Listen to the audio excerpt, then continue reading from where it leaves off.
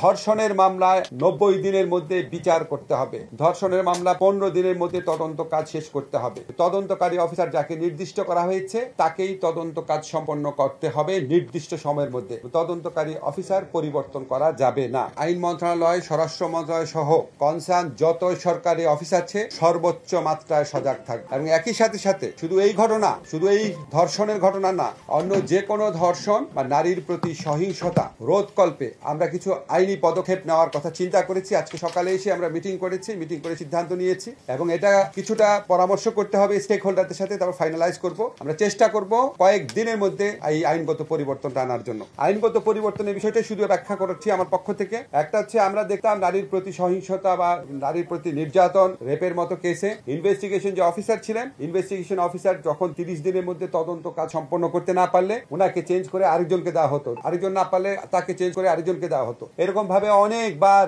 তদন্তকারী কর্মকর্তা পরিবর্তিত হতো, মামলার বিচার করতে অনেক দেরি হয়ে যেত। আমরা ইনশাআল্লাহ যেই সংশোধনী আনবো সেখানে আমরা বলবো তদন্তকারী অফিসার যাকে নির্দিষ্ট করা হয়েছে তাকেই তদন্ত কাজ সম্পন্ন করতে হবে নির্দিষ্ট সময়ের মধ্যে। তদন্তকারী অফিসার পরিবর্তন করা যাবে না। এবং এই যে তদন্তের সময়, সেটাও আমরা অর্ধেক করে দিচ্ছি। আগে ছিল 30 দিন, এখন আমরা 15 দিন করে দিচ্ছি। বিচারের জন্য আগে সময় ছিল সেটাও আমরা অর্ধেক করে দিচ্ছি। ধর্ষণের মামলায় 90 দিনের মধ্যে বিচার করতে হবে। ধর্ষণের মামলা 15 দিনের মধ্যে তদন্ত কাজ শেষ করতে হবে। এবং ধর্ষণের মামলা যদি 90 দিনের মধ্যে বিচার সম্পন্ন নাও হয়, এই অজুহাতে কাউকে জামিন দেওয়া যাবে না। আগে ছিল 180 দিনের মধ্যে বিচার না হলে জামিন দেওয়া যেত এই গ্রাউন্ডে, এখন কোনো জামিন দেওয়া হবে না ধর্ষণের মামলার ক্ষেত্রে। এছাড়া আমরা ধর্ষণের মামলার বিচারের ক্ষেত্রে যদি কোনো রকম গাফলতি থাকে তার ব্যাপারে ডিপার্টমেন্টাল অ্যাকশন নেওয়ার পদক্ষেপ সুনির্দিষ্ট বিধান আমরা আইনে সংযোজন করব। এছাড়া আমরা ধর্ষণের মামলার ক্ষেত্রে একটা সমস্যা হতো যে, আপনারা জানেন যে ডিএনএ সার্টিফিকেট লাগতো। আমাদের দেশে সমস্ত অঞ্চলে ডিএনএ সার্টিফিকেট নেওয়ার সিস্টেম নাই, সুবিধাটা নাই। ফলে এই ডিএনএ সার্টিফিকেট নেওয়ার জন্য শুধু যে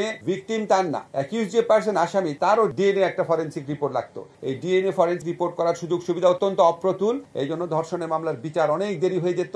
আমরা স্টেক হোল্ডার সাথে আলাপ করে একটা সংশোধনী আনবো যে উপযুক্ত ক্ষেত্রে বিচারক যদি মনে করে শুধুমাত্র মেডিকেল সার্টিফিকেটের ভিত্তিতেই এই মামলার বিচার কার্য এবং তদন্ত কার্য চালানো সম্ভব, তাহলে সেরকম ব্যবস্থা উনি নিতে পারবে। আপনারা মাগুরের ঘটনা যদি দেখেন, মাগুরার ঘটনার মতো ক্ষেত্রে এরকম আরো অনেক ঘটনা ঘটে পারে যেখানে আসামিরা হাতে নাতে ধরা পড়ে। সেখানে আমরা ডিএনএ সার্টিফিকেট পাওয়ার জন্য সময় ক্ষেপণ রোধ করার কল্পে এই পরিবর্তনটা আনার চিন্তা করছি। আরেকটা হচ্ছে, আমাদের সরকারের পক্ষ থেকে সমস্ত ডিস্ট্রিক্টে ডিএনএ ফরেনসিক ল্যাবরেটরি স্থাপন করার জন্য অচিরেই ব্যবস্থা নেওয়া হবে, পদক্ষেপ নেওয়া হবে।